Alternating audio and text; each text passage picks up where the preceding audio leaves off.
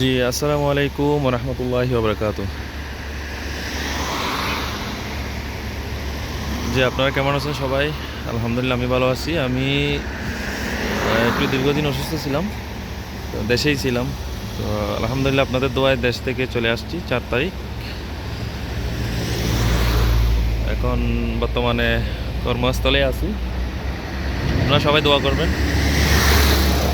যাতে প্রতি আগের মতোই নিউজ দিতে পারি আপনাদেরকে। আজকে হচ্ছে বুধবার। প্রতি সপ্তাহে বুধবার আমাদের গাড়ি যায় আপনারা জানেন সৌদিতে। আ আজকে থেকে শুরু আর কি। এতদিন ৪-৫ ট্রিপ চলে গেছে, তো আমি দিতে পারিনি আমি দেশে থাকার কারণে।